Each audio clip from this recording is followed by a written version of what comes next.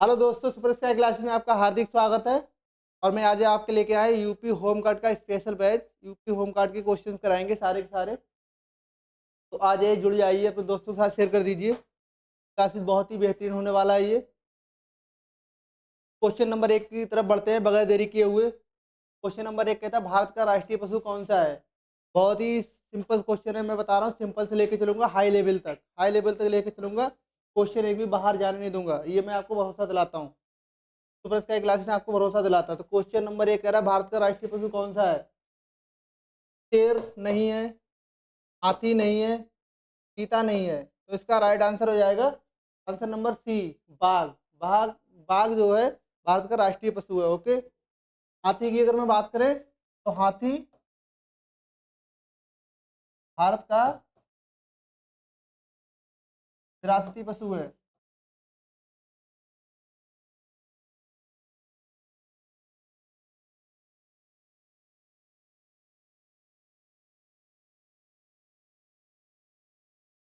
ये 2010 में घोषित किया गया था।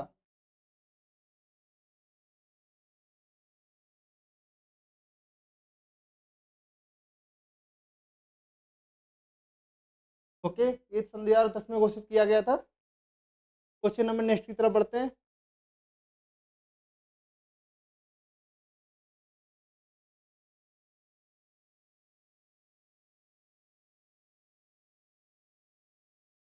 क्वेश्चन नंबर 2 कह रहा है, बहुत ही शानदार क्वेश्चन है, जबरदस्त क्वेश्चन है। भारतीय संविधान किस वर्ष लागू हुआ था। भारतीय संविधान किस वर्ष लागू हुआ था। 1947, 1949, 1950, 1952। तो भारतीय संविधान जो लागू हुआ था कब हुआ था।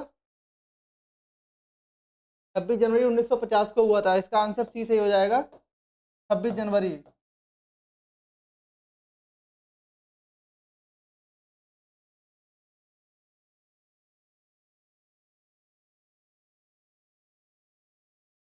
क्वेश्चन नंबर 3 की तरफ बढ़ते हैं।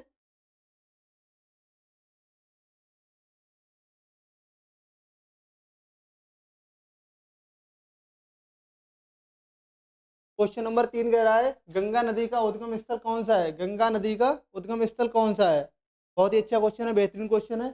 तो इसका आंसर हो जाएगा यमुनोत्री, गंगोत्री, अमरकंटक, नासिक। क्या इसका आंसर हो जाएगा। आंसर नंबर इसका बी हो जाएगा। आंसर नंबर इसका बी हो जाएगा, गंगोत्री। गंगोत्री से गंगा का उद्गम हुआ। Question number 4।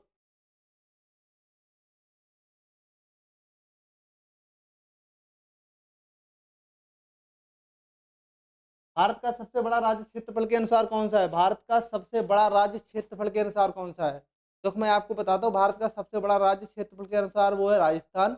और सबसे छोटा राज्य क्षेत्रफल के अनुसार वो है गोवा। ओके। तो इसका राइट आंसर हो जाएगा डी, सबसे छोटा राज्य।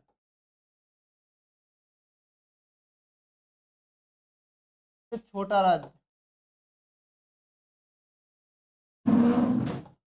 क्षेत्रफल के हिसाब से वो हो जाएगा गोवा। याद रखेंगे। क्वेश्चन नंबर नेक्स्ट की तरफ बढ़ते हैं। Question number 5। टिक करने की जरूरत नहीं है, जनगण मन के रचयिता कौन है। टिक करने की जरूरत नहीं, बहुत ही सिंपल क्वेश्चन है। Rabindranath Tagore. Option number C इसका सही हो जाएगा। क्वेश्चन नंबर 6 की तरफ बढ़ते हैं। उत्तर प्रदेश की राजधानी क्या है। ये भी टिक करने की जरूरत नहीं है, सबको पता होगा उत्तर प्रदेश की राजधानी क्या है, लखनऊ है। ऑप्शन नंबर सी इसका सही हो जाएगा।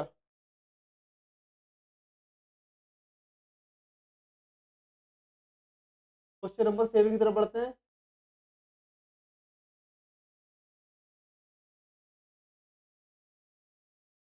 उत्तर प्रदेश का राजकीय पशु कौन सा है। बहुत ही अच्छा, बेहतरीन, जबरदस्त क्वेश्चन है। उत्तर प्रदेश का राजकीय पशु कौन सा है। देखो मैं आपको बता दूं, जब आपके क्वेश्चन पेपर में कोई भी क्वेश्चन आएगा उसको ध्यान पूर्वक पूरा पढ़ना है।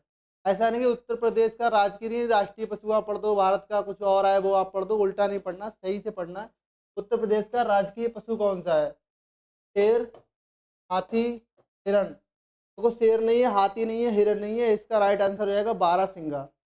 बारहसिंगा इसका आंसर नंबर बी सही हो जाएगा। क्वेश्चन नंबर नेक्स्ट की तरफ बढ़ते हैं।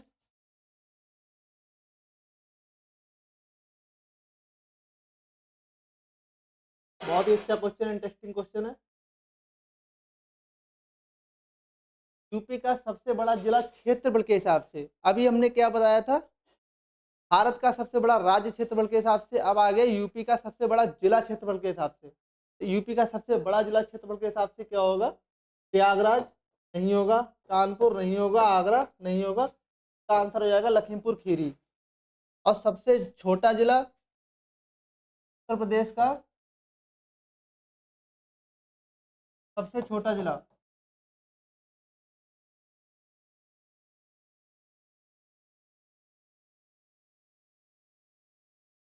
क्षेत्रफल के हिसाब से, ये आपका हो जाएगा हापुड़। ये हो जाएगा आपका हापुड़। क्वेश्चन नंबर 9 की तरफ बढ़ते हैं। बहुत ही शानदार जबरदस्त क्वेश्चन है।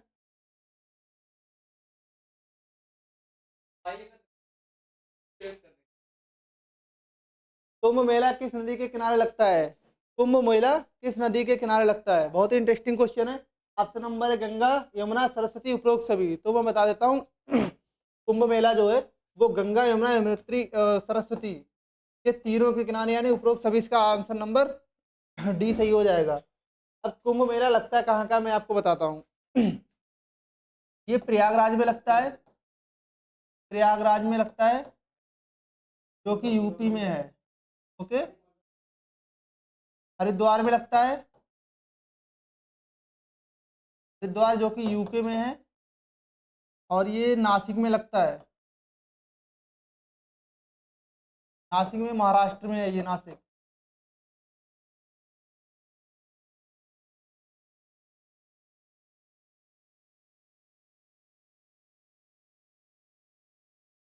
उज्जैन में लगता है,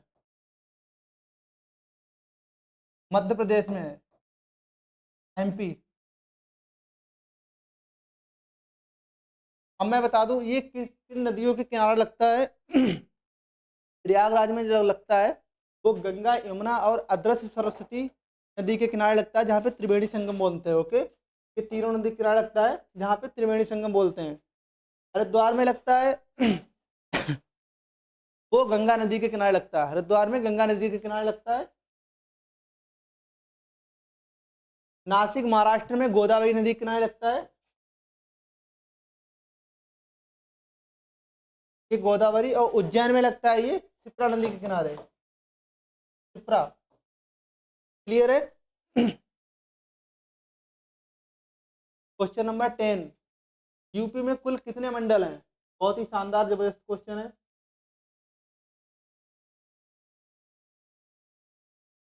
यूपी में कुल कितने मंडल हैं? यूपी में मंडलों की, देखो यूपी के बारे में आपको जानकारी होना बहुत जरूरी है। सारा यूपी का मैं जितना सिलेबस है सारा पूरा कराऊंगा, तो उसको लेकर परेशान है। यूपी का कुल टोटल मंडल वो 18 है। और यूपी में अगर जिले की बात करें तो वो 76 जिले, पहले 75 हुआ करते थे, अब 76 हो गए।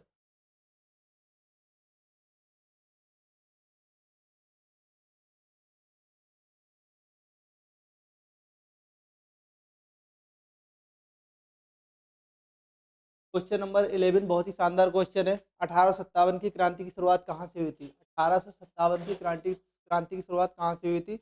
ये हुई थी मेरठ से, ये हुई थी मेरठ से शुरुआत हुई थी इसकी, 1857 की क्रांति की शुरुआत। ओके, ऑप्शन नंबर सी इसका सही हो जाएगा। नेक्स्ट क्वेश्चन की तरफ बढ़ते हैं। झांसी की रानी का वास्तविक नाम क्या है? झांसी की रानी का वास्तविक नाम क्या था, ये आपको बताना है। बहुत ही बेहतरीन क्वेश्चन निकल के आ रहे हैं। तो झांसी की रानी का जो वास्तविक नाम था वो क्या था? मणिकर्णिका नाम था। ऑप्शन नंबर इनका बी सही हो जाएगा। इनका जन्म कहाँ हुआ था? इनका जन्म वाराणसी में हुआ था, इनका जन्म वाराणसी में हुआ था। ओके, क्वेश्चन नंबर नेक्स्ट की तरफ बढ़ते हैं। क्वेश्चन नंबर 13, अशोक वंश, अशोक किस वंश से संबंधित था? अशोक किस वंश से संबंधित था? तो ऑप्शन नंबर इसका बी सही हो जाएगा। मौर्य वंश से ही संबंधित था अशोक। नेक्स्ट क्वेश्चन की तरफ बढ़ते हैं। भारत को स्वतंत्रता कब मिली? ये बच्चे बच्चे को पता होना चाहिए। भारत को स्वतंत्रता कब मिली? भारत जो हम आज़ाद कब हुए थे, ये सबको पता होना चाहिए। 15 अगस्त 1947 को हम आज़ाद हुए थे। 26 जनवरी 1950 को हमारा संविधान लागू हुआ था। ओके, ऑप्शन नंबर इसका बी सही हो जाएगा, राइट आंसर। नेक्स्ट क्वेश्चन की तरफ बढ़ते हैं। भारत छोड़ो आंदोलन कब स्टार्ट हुआ था?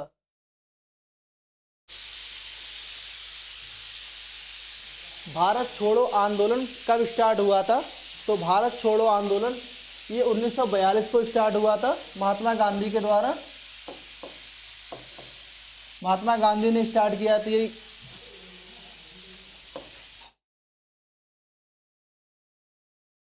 महात्मा गांधी 1930 में हुआ था। 1930 में क्या हुआ था? सविनय अवज्ञा आंदोलन।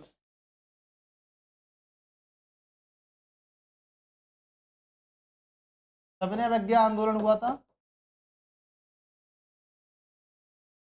1920 में जो हमारा क्या हुआ था? 1920 में हुआ था असहयोग आंदोलन।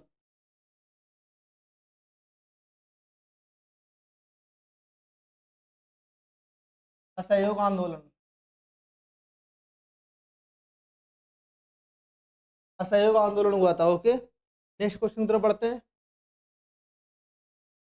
भारत का सबसे ऊंचा पर्वत शिखर कौन सा है?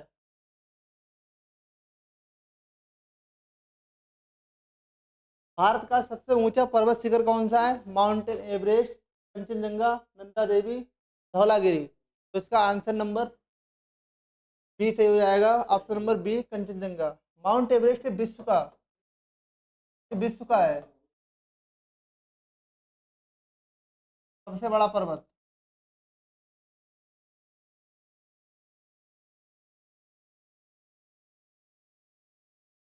जो कि नेपाल में स्थित है। नेपाल में स्थित है।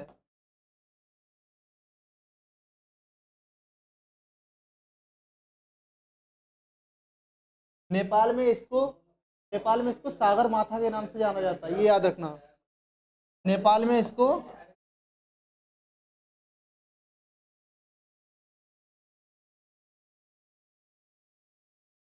सागर माथा।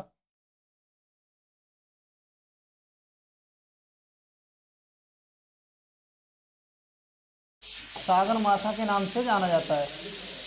ओके, याद रहेगा। क्वेश्चन नंबर नेक्स्ट तरफ बढ़ते हैं। Question number 17।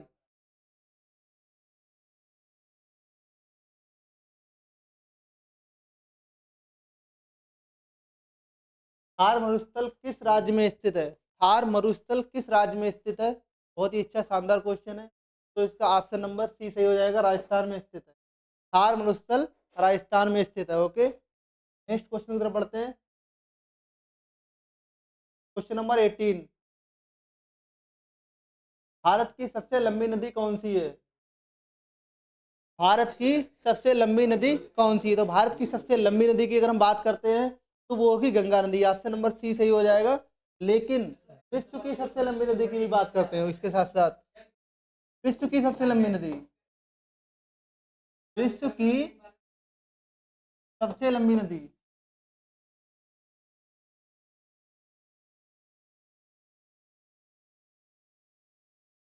ये नील नदी होगी। नील नदी। विश्व की सबसे लंबी नदी नील नदी है। भारत की सबसे लंबी नदी गंगा नदी है, याद रखेंगे। Question number 19। बहुत ही अच्छा क्वेश्चन है।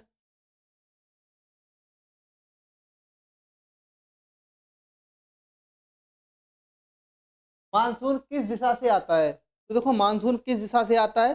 मानसून जो आता है वो दक्षिण पश्चिम दिशा से आता है, याद रखना। मानसून दक्षिण और पश्चिम दिशा से आता है। ओके, ऑप्शन नंबर बी सही रहेगा। Question number 20। बहुत ही शानदार अच्छा क्वेश्चन, जबरदस्त क्वेश्चन है। भारत का सबसे बड़ा पठार कौन सा है? भारत का सबसे बड़ा पठार कौन सा है? छोटा नागपुर, मालवा, दक्कन, बुंदेलखंड। इसमें ऑप्शन आपका सी राइट हो जाएगा। दक्कन का पठार भारत का सबसे बड़ा पठार है। अब हम बात करते हैं विश्व का सबसे बड़ा पठार कौन सा है। विश्व का सबसे बड़ा पठार, विश्व का सबसे बड़ा पठार,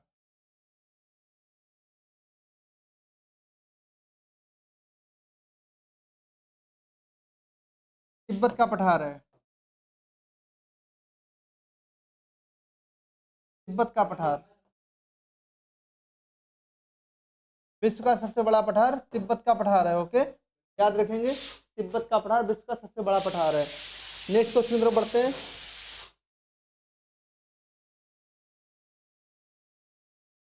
मानव शरीर में सबसे बड़ी हड्डी कौन सी होती है। मानव शरीर में सबसे बड़ी हड्डी होती है फीमर की, ह्यूमरस की, रीढ़ की, खोपड़ी की। बताएंगे इसका राइट आंसर क्या होगा। इसका राइट आंसर होगा फीमर की, जो कि जांग की हड्डी बोलते हैं। वो सबसे बड़ी हड्डी होती है, सबसे मजबूत हड्डी होती है। ऑप्शन नंबर इसका सी सही रहेगा। क्वेश्चन नंबर 22, क्वेश्चन नंबर 22 की तरफ बढ़ते हैं। सूर्य से ऊर्जा कैसे प्राप्त होती है। सूर्य से ऊर्जा कैसे प्राप्त होती है। तो सूर्य से ऊर्जा दहन से प्राप्त होती है, संलयन से, विखंडन से, अपघटन से। सूर्य से ऊर्जा कैसे प्राप्त होती है। संलयन से सूर्य से ऊर्जा प्राप्त होती है। ओके, ऑप्शन नंबर इसका बी सही हो जाएगा।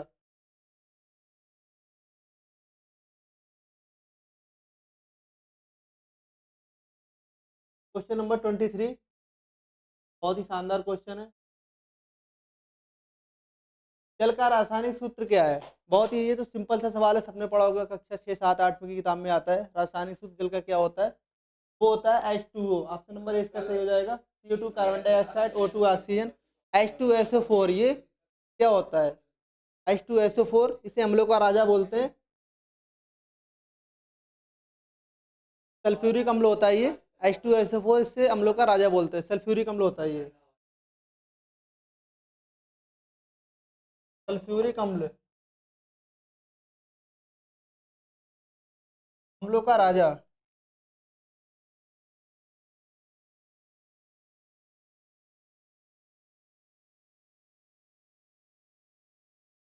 अम्लों का राजा इसको बोलते हैं, सल्फ्यूरिक अम्ल को। Okay, H2SO4। पौधे भोजन कैसे बनाते हैं। बहुत ही शानदार क्वेश्चन है। पौधे भोजन कैसे बनाते हैं। अगर पौधों को हम किसी पेड़ के नीचे या अपने छत के नीचे किसी के नीचे लगा दे तो पौधे जीवित रह पाएंगे, नहीं रह पाएंगे। पौधों को जब तक प्रकाश नहीं मिलेगा तब तक वो अपना भोजन नहीं बना पाएंगे, यानी कि प्रकाश संश्लेषण से अपना भोजन बनाते हैं, ग्रहण करते हैं। Okay, option number B simple सा क्वेश्चन है ये, ऑप्शन नंबर बी हो जाएगा इसका।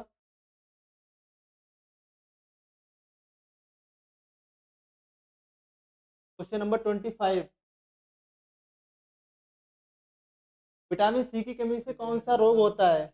विटामिन सी की कमी से कौन सा रोग होता है। Rickets, scurvy, anaemia, berry.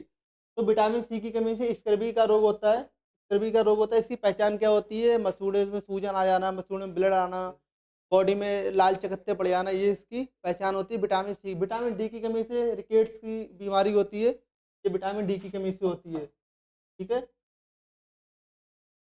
इस क्वेश्चन की तरफ बढ़ते हैं। भारत के वर्तमान प्रधानमंत्री कौन है। भारत के वर्तमान प्रधानमंत्री कौन है। बहुत ही शानदार क्वेश्चन है ये, तो अगर किसी ने गलत किया तो मैं बताता हूँ फिर। राहुल गांधी, नरेंद्र मोदी, अमित शाह, योगी आदित्यनाथ। इसका राइट आंसर हो जाएगा बी। इसका राइट आंसर हो जाएगा बी। अमित शाह गृह मंत्री हैं।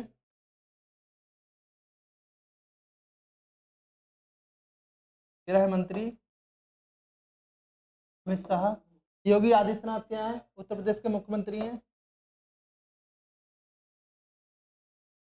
चीफ मिनिस्टर लिख दे रहा हूँ। राहुल गांधी क्या है, कांग्रेस के अध्यक्ष हैं ये।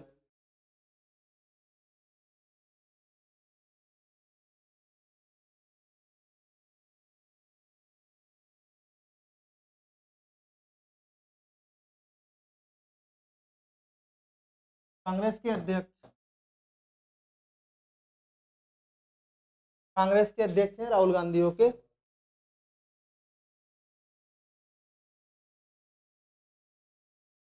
क्वेश्चन नंबर 27, क्वेश्चन नंबर 27 कहता है भारत का चंद्र मिशन भारत का चंद्र मिशन चंद्रयान 3 किस वर्ष सफल हुआ था? भारत का चंद्र मिशन चंद्रयान 3 किस वर्ष सफल हुआ था? ये 2023 में सफल हुआ था, सबको पता है 2023 में सफल हुआ था। तो ऑप्शन नंबर डी बिल्कुल सही रहेगा। नेक्स्ट क्वेश्चन की तरफ बढ़ते हैं। G20 शिखर सम्मेलन 2023 कहाँ हुआ था? G20 शिखर सम्मेलन 2023 कहाँ हुआ था? G20 शिखर सम्मेलन 2023 का हुआ था, ये दिल्ली में हुआ था। कौन सा क्वेश्चन है? ये दिल्ली में हुआ था। G20 याद रखेंगे।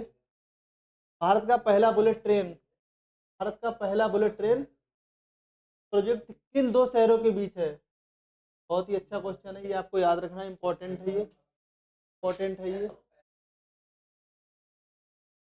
दिल्ली, आगरा, मुंबई, अहमदाबाद, लखनऊ, कानपुर, चेन्नई, बेंगलुरु। तो ये मुंबई अहमदाबाद के बीच हुआ है। ये इसकी दूरी तय करेगा 540 किलोमीटर। 2029 में बनके रेडी हो जाएगा ये, ठीक है। 2029 में बनके तैयार हो जाएगा ये चलेगा मुंबई से अहमदाबाद। जो ये समय तय करेगा वो अप्रोक्सीमेटली 2 घंटे 15 मिनट से तय करेगा, मुंबई से अहमदाबाद, अहमदाबाद से मुंबई। इसरो का मुख्यालय कहाँ है? इसरो का मुख्यालय बहुत ही सिंपल क्वेश्चन है। इसरो का मुख्यालय बेंगलुरु में स्थित है। इसरो का मुख्यालय बेंगलुरु में स्थित है। ऑप्शन नंबर ठीक बिल्कुल सही हो जाएगा इसका।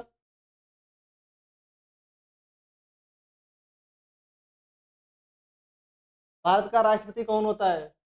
भारत का राष्ट्रपति कौन होता है? सरकार का मुखिया, सेना प्रमुख, राष्ट्र प्रमुख, न्यायपालिका प्रमुख। तो भारत का राष्ट्रपति कौन होता है? वो होता है राष्ट्र का प्रमुख होता है। भारत का राष्ट्रपति राष्ट्र का प्रमुख होता है, ये आपको याद रखना है, वो आपको याद रखना है। क्वेश्चन नंबर 32 बहुत ही शानदार क्वेश्चन है। लोकसभा का कार्यकाल कितने वर्ष का होता है? लोकसभा का कार्यकाल कितने वर्ष का होता है? तो लोकसभा का कार्यकाल जो होता है वो 5 वर्ष का होता है। लोकसभा का कार्यकाल। राज्यसभा का कार्यकाल 6 वर्ष का होता है। राज्यसभा का कार्यकाल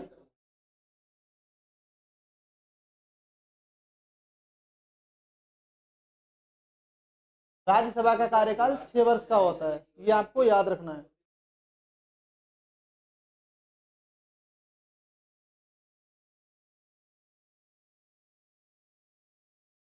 नेक्स्ट क्वेश्चन तरफ बढ़ते हैं।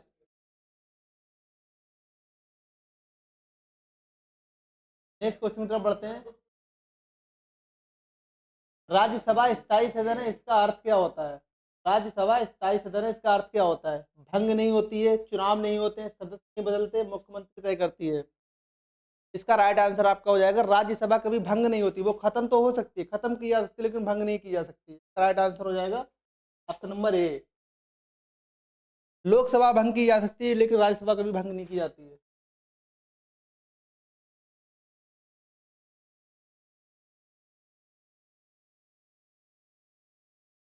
भारत के मुख्य न्यायाधीश की नियुक्ति कौन करता है? बहुत ही शानदार क्वेश्चन है ये। भारत के मुख्य न्यायाधीश की नियुक्ति कौन करता है? तो भारत के मुख्य न्यायाधीश की नियुक्ति प्रधानमंत्री नहीं करता है, संसद नहीं करता है, गवर्नर नहीं करता है, ये राष्ट्रपति करता है। भारत के मुख्य न्यायाधीश की नियुक्ति राष्ट्रपति के द्वारा की जाती है।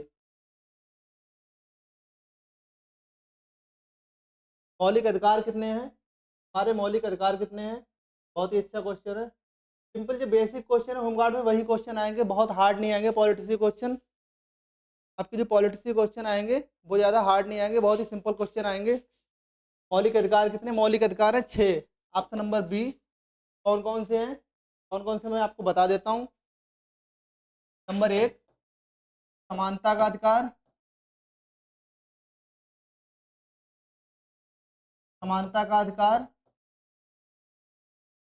नंबर 2 स्वतंत्रता का अधिकार।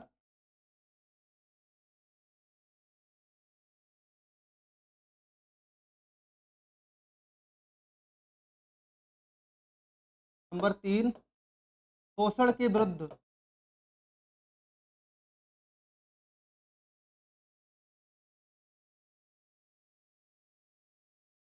का अधिकार। नंबर 4 संवैधानिक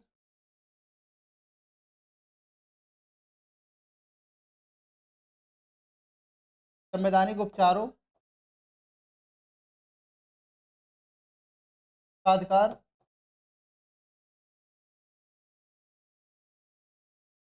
नंबर 5 धार्मिक का अधिकार।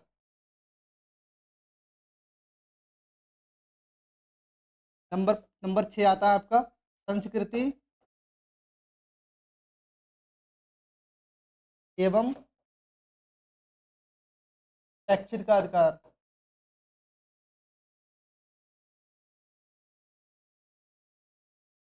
ये आपके 6 मौलिक अधिकार होते हैं, आपको याद रखना है, नोट कर लीजिए एक बार।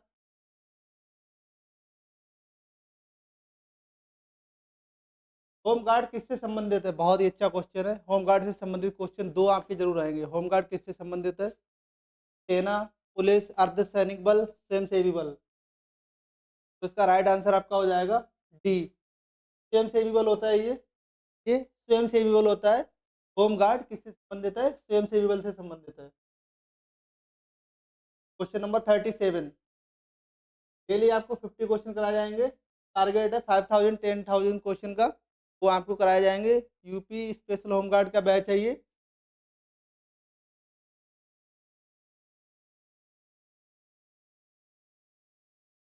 होमगार्ड का मुख्य कार्य होमगार्ड का मुख्य कार्य क्या है? होमगार्ड का मुख्य कार्य क्या है? बहुत ही अच्छा क्वेश्चन है।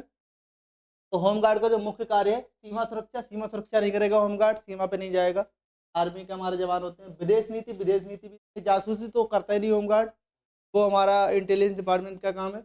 यातायात व आपदा सहयोग, जैसे यातायात आपने देखते रोड पर चलते हैं, पुलिस वालों की हेल्प करते हैं, और आपदा की अगर आपदा आ जाती है उसका सहयोग करने के लिए। इसका ऑप्शन नंबर बी बिल्कुल सही हो जाएगा। आपदा प्रबंधन अधिनियम किस वर्ष लागू किया गया था? बहुत ही शानदार क्वेश्चन है। आपदा प्रबंधन अधिनियम किस वर्ष लागू किया गया था? ये लागू किया गया था 2005 में। ये आपको याद रखना है, इंपॉर्टेंट क्वेश्चन है ये। 2005 में ये लागू किया गया था। आपदा प्रबंधन अधिनियम किस वर्ष लागू किया था? 2005 में। 112 नंबर किस सेवा के लिए है?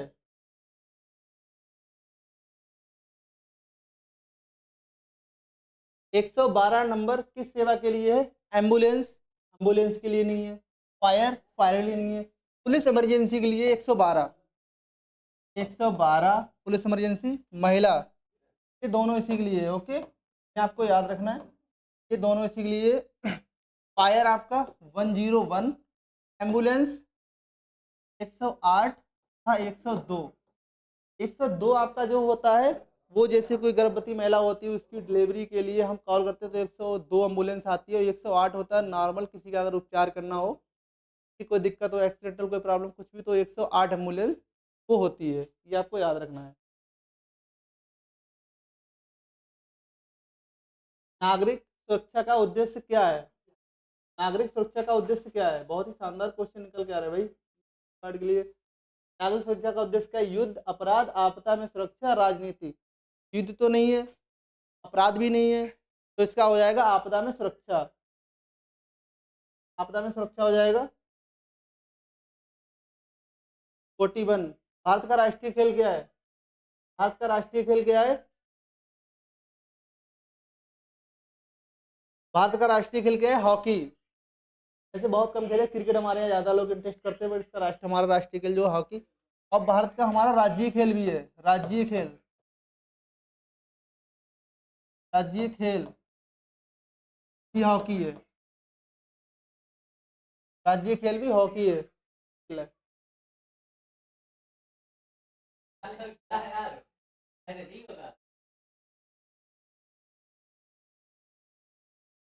तो अगर क्रिकेट मेरा फेवरेट है। संविधान सभा के अध्यक्ष कौन थे? संविधान सभा के अध्यक्ष कौन थे? बहुत ही अच्छा क्वेश्चन है। संविधान सभा के अध्यक्ष जो थे वो doctor Rajendra sorry Rajendra doctor Rajendra Prasad थे संविधान सभा के अध्यक्ष। जो अंबेडकर थे वो भारतीय संविधान के जनक ने बोला जाता था अंबेडकर के लिए। संविधान का जनक किसे बोला जाता है? अम्बेडकर को। संविधान का जनक, इनको संविधान का जनक बोला जाता है। नेहरू, नेहरू कौन थे? ये पहले प्राइम मिनिस्टर थे, पीएम थे, फर्स्ट फर्स्ट पीएम थे पंडित जवाहरलाल नेहरू, ये आपको याद रखना है। उत्तर प्रदेश का लोक नृत्य कौन सा है? देखो एक एक क्वेश्चन में मैं बता रहा हूँ आपको, 2 से 3 क्वेश्चन रेडी करवा दूंगा, एक एक क्वेश्चन में 2 से 3 क्वेश्चन रेडी करवा दूंगा। उत्तर प्रदेश का लोक नृत्य कौन सा है? गरबा, कथक, ओडिसी, भारतनाट्यम। तो इसका है कथक, हमारे यूपी का है, ये आपको याद रखना है।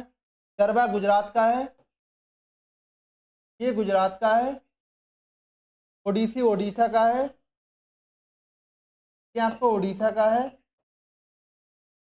और भारतनाट्यम ये आपका तमिलनाडु का है, ये आपका तमिलनाडु का है।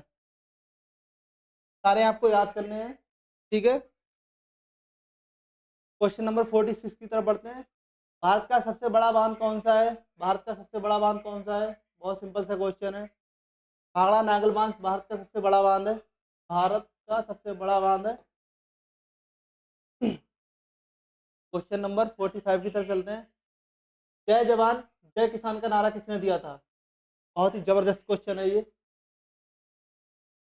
जय जवान जय किसान का नारा किसने दिया था? तो जय जवान जय किसान का नारा सुभाष चंद्र बोस ने दिया था, जब 1965 का हमारा युद्ध हुआ था भारत और पाकिस्तान के बीच में, तो इन्होंने ये नारा दिया था। ओके, जय जवान जय किसान का, ये दिल्ली के रामलीला मैदान में इन्होंने ये नारा दिया था, ये आपको याद रखना है। लाल बहादुर शास्त्री ने, सॉरी लाल बहादुर शास्त्री ने इसका नारा दिया था।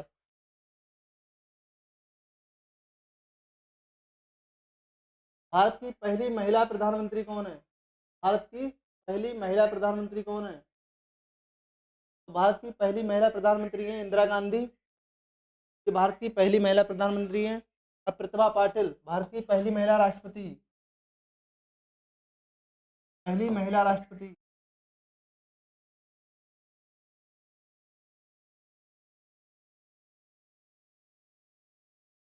पहली महिला राष्ट्रपति है प्रतिभा पाटिल, ये आपको याद रखना है। यूपी का, यूपी पुलिस का आदर्श वाक्य क्या है? यूपी पुलिस का आदर्श वाक्य क्या है? सत्यमेव जयते, सेवा सुरक्षा सहयोग, जय हिंद, शांति सेवा। तो उत्तर प्रदेश पुलिस का आदर्श वाक्य है सेवा सुरक्षा सहयोग, ये सेवा करती है, सुरक्षा करती है, सहयोग भी करती है। सत्यमेव जयते हमारा राष्ट्रीय वाक्य है, ये आपको याद रखना है। पंचायती राज कितने स्तर का होता है? पंचायती राज कितने स्तर का होता है? तो पंचायती राज हमारा 3 स्तर का होता है। ऑप्शन नंबर सी, ग्रामीण स्तर, ग्रामीण स्तर का होता है, शहरी स्तर का होता है, और जिला स्तर का होता है।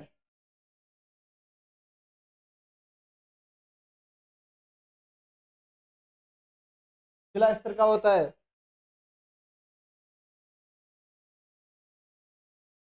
भारत का सबसे लंबा, सबसे बड़ा समुद्री तट किस राज्य में है? भारत का सबसे लंबा समुद्री तट किस राज्य में है? इसका आंसर आपका गुजरात सी हो जाएगा, बिल्कुल करेक्ट आंसर। समुद्री तट सबसे लंबा है गुजरात में।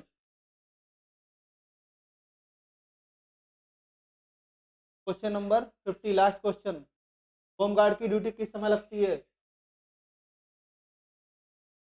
होमगार्ड की ड्यूटी किस समय लग सकती है? ये आपको याद रखना है। होमगार्ड की ड्यूटी कभी भी लग सकती है, कितने भी टाइम, तो कोई छुट्टी नहीं होती है, आपको तैयार पे छुट्टी चाहिए, ये कभी भी लग जाएगी। तो हमारा क्लास यहीं पे समाप्त होता है। आप सभी जुड़े रहिए सुपर स्काई क्लासेस से, और इसी प्रकार से आपका सारा syllabus super sky classes complete कराएगा यूपी होमगार्ड का।